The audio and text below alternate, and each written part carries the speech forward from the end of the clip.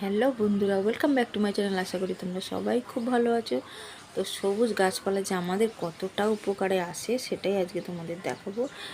যে বাজার দোকান থেকে বিভিন্ন জিনিস না কিনে, কেমিক্যালযুক্ত জিনিস না কিনে, এই সবুজ জিনিস দিয়ে যে আমরা কত কিছু তৈরি করতে পারি, যেটা স্কিনের জন্যই বলো বা চুলের গ্রোথের জন্যই বলো বা পেটের জন্যই বলো, যে কোনো রোগ নিরাময়ে কিন্তু সবুজ গাছপালা ভীষণ উপকারী।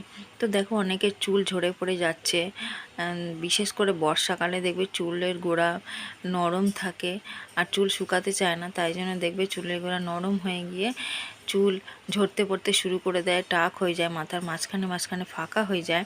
তো দেখো, আমার কিন্তু অনেক সামনে দিকটাতে চুল কিন্তু ঝরে পড়ে গেছিলো, কিন্তু এই উপাদানটি ইউজ করে আমার কিন্তু পুরো সমস্ত সমস্যার সমাধান হয়ে গেছে। দেখো, মাঝখানে মাঝখানে চুলও অনেক গজিয়েছে, তারপরে চুলের গোড়া শক্ত হয়, চুল ঝরা পড়া একদম কমবে, চুল হবে সিল্কি স্মুথ শাইনি। আর যত উকুন বা মাথায় যদি কোনো ইনফেকশান থাকে সমস্ত কিছু এই দূর হয়ে যাবে। এটি একবার ইউজ করে দেখো তোমরা, এটি সপ্তাহে 2 থেকে 3 দিন ইউজ করো, ভীষণ উপকারী। আর না হলে এই তেলটি তোমরা তৈরি করে রেখে দিতে পারো। এই পাতাটাকে সকলেই চেনো আশা করি। এটা হচ্ছে কেশুতে পাতা। এইটা বহু মানুষ ব্যবহার করে, বহু পুরনো দিনে মানুষেরা তো এই কেশুতি পাতার উপর নির্ভর করতো। অনেকে দেখবি যখন ছোটোবেলার টাক ন্যাড়া হয়ে যেতাম না, তারপরে কিন্তু এই কেশুতি পাতা বেটে পুরো মাথায় লাগিয়ে তাদের চুল ঘন হয়। তো দেখো, এটা দিয়ে আমি আর এর মধ্যে কিছু মিশিয়ে তৈরি করবো। দেখো, আমার বাড়ির পাশে কিন্তু প্রচুর পাতা হয়েছে, কেশুতি পাতা। তো এগুলো বেছে আমি তুলে নেবো এখান থেকে। দেখতেই পাচ্ছ বাড়ির পাশে কিন্তু আছে গাছগুলো। তো তোমরা দেখবে এরকম ছোট ছোট সাদা সাদা ফুল হয়, এগুলো কেশুতি পাতা মাথায় চুলের জন্য কিন্তু ভীষণ ভালো। চুল ঝরা পড়া রোধ করে, চুলে গ্রোথ হতে সাহায্য করে। তো আমি এখান থেকে কয়েকটা কেশুতি পাতা এখান থেকে তুলে নিচ্ছি। তো দেখবে আগেকার দিনে কেশুতি পাতা বেটে মাথায় টাক হওয়ার পরে লাগিয়ে রাখতো, তাহলে কিন্তু চুল ঘন হয়, মজবুত হয়, চুল কালো হয়, কিন্তু সিল্কি হবে, শাইনি হবে। ভীষণ উপকারী এই কেশুতি পাতা। তার সঙ্গে দুটো উপাদান আমি মিশিয়ে দেবো, দিয়ে এমন একটা তেল তৈরি করব।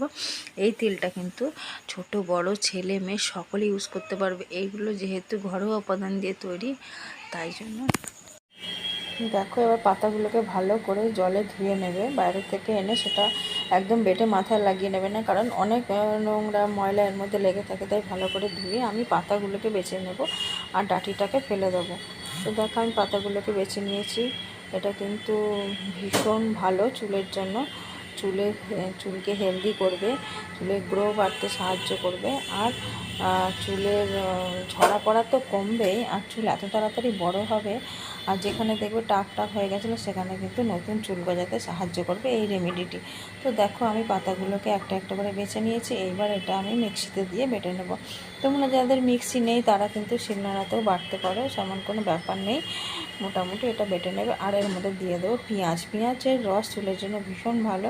তো দেখো, যেই পরিমাণে পাতা নেবে সেই পরিমাণে পেঁয়াজ কেটে মিক্সিতে একদম পাতার সাথে পেঁয়াজ আর পাতা একেবারে কিন্তু দিয়ে দেবে, দুটো মিশ্রণ একবারে হয়ে যাবে। আর পেঁয়াজের রস কিন্তু চুলের জন্য ভীষণ ভালো। চুলের ইনফেকশান থাকলে, খুশকি থাকলে সেগুলো কিন্তু একেবারে দূর করে দেয় পেঁয়াজ। তো দেখো, পেঁয়াজটাকে আমি এইভাবে কেটে নিচ্ছি। যেহেতু মিক্সিতে দিয়ে দেবো তাই জন্য পেঁয়াজটাকে এরকম ডুমো ডুমো করে তোমরা কেটে নিতে পারো। নিয়ে এই পাতাটা আর পেঁয়াজটা কিন্তু একসাথে আমি মিক্সিতে দিয়ে দিলাম। তো দেখো, মিক্সার গ্রাইন্ডে এগুলোকে মিক্সড করে নেবো। আমি কুচি কুচি করে কেটে নিয়েছিলাম, আর এর মধ্যে দিয়ে দেবো পাতাটাকে দিয়ে। এবার আমি মিক্সিতে ভালো করে এটা পেস্ট করে নেবে। তো যত ভালো করে একটু পেস্ট করে নেবে, কারণ মাথার মধ্যে এটা লাগাতে হবে, তো তাই জন্য আর কিছু দেবো না আমি। আর কোনো এর মধ্যে জল দেবে না, মাথার থেকে যে জলটা বেরোবে ওটাতেই হয়ে যাবে। বেশি জল দিলে কিন্তু পাতলা হয়ে যাবে, মাথায় যখন দেবে তখন কিন্তু মাথা থেকে বেয়ে বেয়ে পড়ে যাবে। তাই জন্য আমি কোনো জল দিলাম না। এই দুটোই আমি মিক্সিতে বেটে নিয়েছি। দেখো, এইরকম সুন্দরভাবে তোমরা এটা বেটে নেবে। নিয়ে এবার এটাকে একটা তেলের মধ্যে মেশাতে হবে। তো চলো, আমি এটাকে বাটিতে ঢেলে নিচ্ছি মিশ্রণটাকে, পেঁয়াজ আর পাতার মিশ্রণটাকে এবার আমি বাটিতে ঢেলে নিলাম। তো দেখতে পাচ্ছ,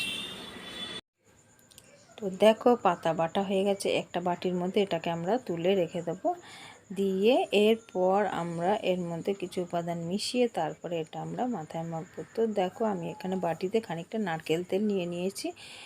তো নারকেল তেল যতটা পরিমাণ তোমরা মানে উপাদানটি তৈরি করবে সেই আন্দাজ মতো নেবে।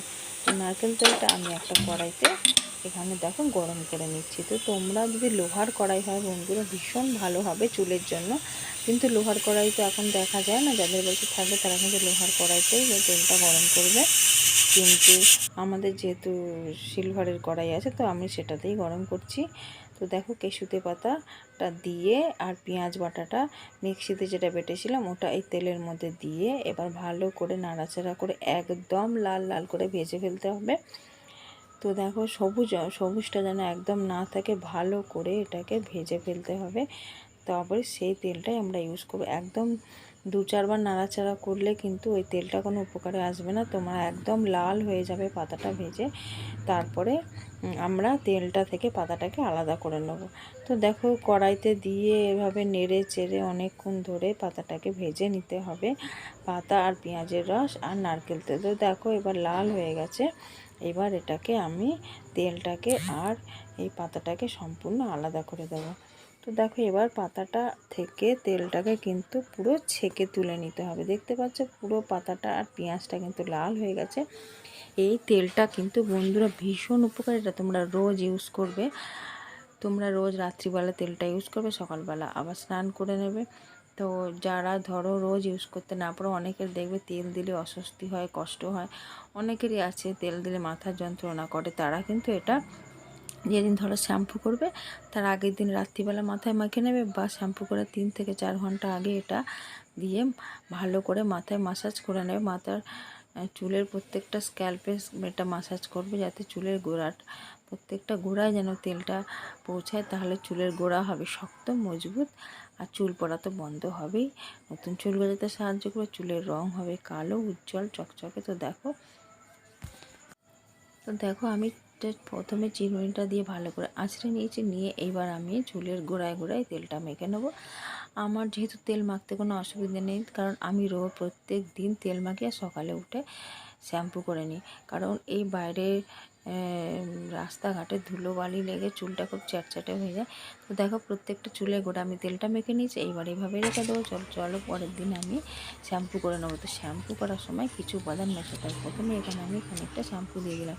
তোমরা যেই শ্যাম্পুটা ইউজ করো সেই শ্যাম্পুটাই কিন্তু এখানে দিয়ে দেবে। তো আমি পরিমাণ মতো শ্যাম্পু দেবে, তোমরা যেটুকু শ্যাম্পু তোমাদের চুলে লাগে সেইটুকু শ্যাম্পু নিয়ে নেবে একটা পাত্রের মধ্যে। তো দেখো আমি যেহেতু ডাভ শ্যাম্পু ইউজ করি তো এটা নিয়ে নিলাম। এর মধ্যে দিয়ে দিতে হবে খানিকটা কাঁচা দুধ। তো কাঁচা দুধ আর শ্যাম্পুর উপাদানটি কিন্তু ভীষণ ভালো। পুরো ডাইরেক্ট শ্যাম্পু কোনো দিন চুলে ইউজ করবে না, তাহলে কিন্তু চুলের ভীষণ ক্ষতি করে, চুলকে রাফ করে দেয়। যখন শ্যাম্পু ইউজ করবেন একটু চিনি মিশিয়ে বা একটু জল দিয়ে গুলে নিয়ে তারপরে সেটা ইউজ করবে। আর এর মধ্যে দিয়ে নিতে হবে 2-4 ফোঁটা গ্লিসারিন।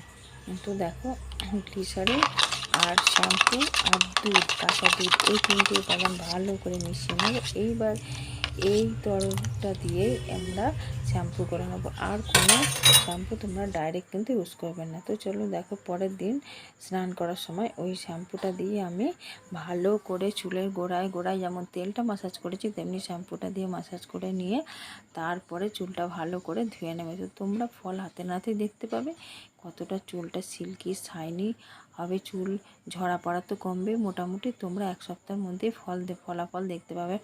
যারা রোজ এই তেলটা ইউজ করবে তাদের কিন্তু খুব ভালো উপকার পাবে। আর যারা তেল দিতে অসুবিধা হয় তারা সপ্তাহে 2-3 ইউজ করো, ভীষণ ভালো উপকার পাবে। শ্যাম্পু যেদিন করবে ঠিক তার আগের দিন এটা ইউজ করবে। তো দেখো আমি এখানে ভালো করে শ্যাম্পুটা মেখে নিয়েছি মাথায়। এবার জল ধুয়ে নেবো, ধুয়ে নিয়ে দেখাচ্ছি তোমাদের চুলটা কতটা সিল্কি হবে। সবচেয়ে বড় কথা চুলে ঝরা পড়া কমবে, নতুন চুল গজাতে সাহায্য করবে। আর চুল কিন্তু কালো হবে, ঘন হবে। যেহেতু কেশুতি পাতা আছে, কেশুতি পাতার গুণাগুণ কিন্তু সকলেরই জানা আছে, আগে কিন্তু সকলেই ইউজ করতো।